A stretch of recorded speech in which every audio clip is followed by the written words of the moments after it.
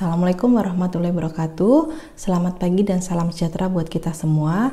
Berikut akan saya jelaskan video mengenai penanganan COVID-19 pada populasi lanjut usia yang merupakan populasi berisiko tinggi untuk terkena COVID-19.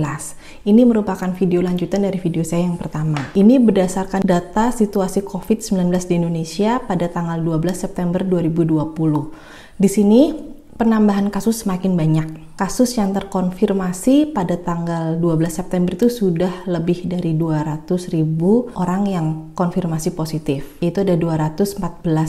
Jadi COVID ini belum selesai di Indonesia. Kita tetap harus selalu menjaga kesehatan, terutama untuk lansia.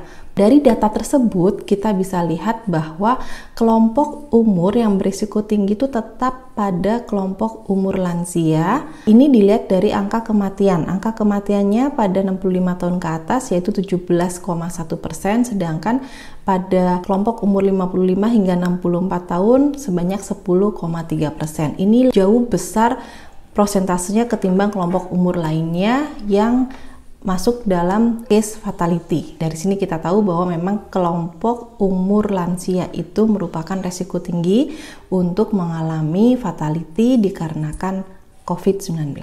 Dalam penanganannya, pada tahapan sebelum terkena COVID, itu lebih banyak aktivitas di rumah, tidak diperkenankan menemui keluarga, kerabat, terlebih yang sakit, berkumpul di keramaian, melakukan kegiatan ibadah tetap di rumah saja, kemudian melapor ke vaskes terdekat jika mengalami gejala-gejala COVID, tetap mengkonsumsi obat yang dibutuhkan secara teratur, konsultasi dengan dokter via online, melakukan ketentuan lain yang tercantum dalam panduan pencegahan COVID-19 dari Kementerian Kesehatan. Meski di rumah, lansia pun tetap harus menjaga kebugaran tubuh dengan rajin berolahraga yang sesuai dan dapat dilakukan secara online, seperti latihan bersama online di komunitas Ling Tien Kung yang dilaksanakan seminggu 3 kali setiap jam 7 pagi pada hari Rabu, Jumat, dan Minggu.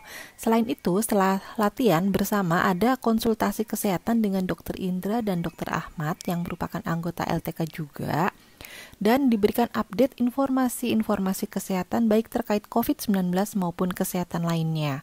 Latihan bersama secara online ini telah dilaksanakan selama 5 bulan lebih. Hal ini bisa dicontoh oleh komunitas olahraga lainnya. Ini baru nih istilah-istilah untuk COVID. Yang pertama, kasus suspek. Kasus suspek itu adalah orang yang mengalami gangguan ISPA dan 14 hari terakhir sebelum timbul gejala itu memang memiliki riwayat perjalanan atau tinggal di negara atau wilayah Indonesia yang melaporkan adanya transmisi lokal. Atau orang dengan salah satu gejala tanda ISPA dan 14 hari terakhir memang ada riwayat kontak dengan kasus yang konfirmasi positif COVID-19 ataupun dengan orang yang probable COVID-19 atau orang dengan ISPA berat atau pneumonia berat dan memang hanya itu gejalanya, itu kita anggap sebagai kasus suspek. Kemudian ada lagi istilah baru kasus probable, yaitu kasus suspek ISPA berat dan yang dengan gejala ARDS ataupun meninggal dengan gambaran klinis yang meyakinkan COVID-19. Itu probable, tapi kalau sudah ada gejala klinis COVID-19 maka dimakamkan kalau meninggal dengan protokol COVID meskipun hasil PCR tesnya itu belum keluar. Kemudian ada juga istilah kasus konfirmasi COVID-19. Nah, ini berarti seseorang itu sudah dinyatakan positif terinfeksi COVID-19 dibuktikan dengan hasil pemeriksaan rapid testnya ataupun hasil PCR-nya. Kasus yang konfirmasi ini juga dibagi dua, satu yang simptomatik adanya gejala, yang kedua asimptomatik atau tanpa gejala. Nah, ini tanpa gejala ternyata sekarang ini persentase lebih banyak daripada yang simptomatik. Alur penanganan COVID-19, kalau ada kasus yang suspek tadi yang dalam 3 golongan, yang dia memang ada ISPA dan berinteraksi dalam 14 hari terakhir dengan kontak erat ataupun ke wilayah yang ada transmisi lokal ataupun orang dengan salah satu gejala ISPA ataupun orang yang memang terkena pneumonia berat. Ini dilakukan spesimen, dilakukan tes PCR pada hari pertama, hari kedua. Hasilnya, kalau ringan isolasi mandiri, sedang dirawat di rumah sakit darurat, kalau berat baru dirawat di rumah sakit rujukan. Dari sini akan ditentukan, dari hasil tesnya ini ya, akan ditentukan apakah dia masuk dalam kelompok probable, konfirmasi, ataupun yang tidak masuk keduanya. Selanjutnya untuk kontak erat. Kontak erat ini orang tanpa gejala, tapi ada riwayat kontak dengan pasien yang konfirmasi atau probable COVID-19. Ini hasil tracing, ini dia termasuk dalam kontak berat. Apa yang harus dilakukan?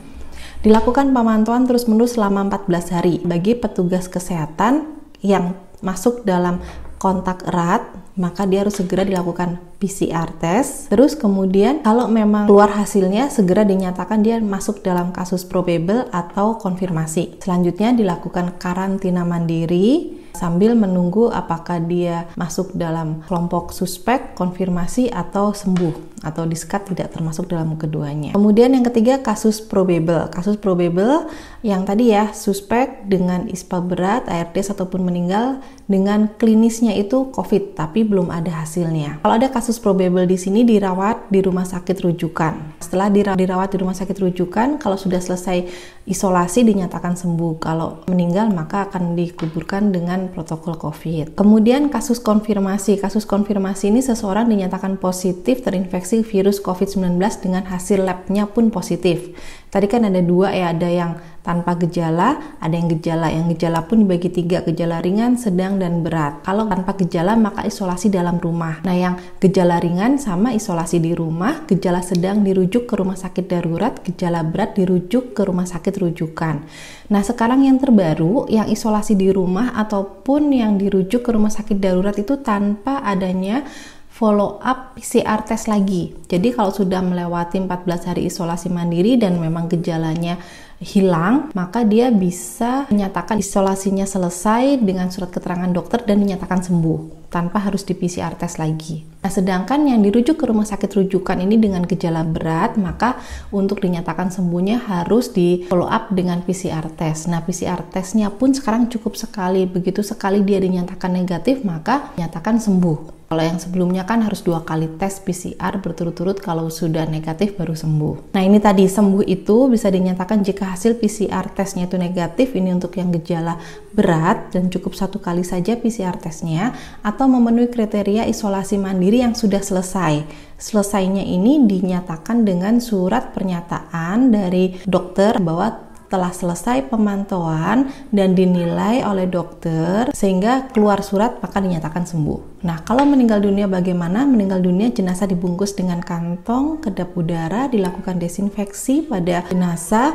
Pelayat boleh datang tapi dibatasin jumlahnya dan tetap menjaga physical distancing, dan kemudian pelaksanaannya, pemakamannya semua sesuai dengan protokol COVID yang dikeluarkan oleh Kementerian Kesehatan. Di sini lansia tetap merupakan populasi yang rentan akan COVID-19 meskipun kasus ini banyak pada usia yang produktif, usia muda, tetapi kasus meninggal tetap paling banyak itu pada usia lansia. Kemudian COVID ini belum ada obatnya ataupun belum ada vaksinnya, sehingga perawatan di rumah sakit pun berubah-berubah.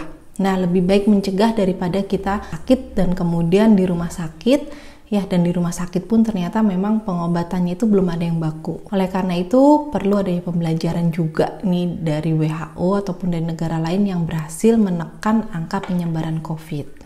Sekian dari saya, terima kasih. Wassalamualaikum warahmatullahi wabarakatuh.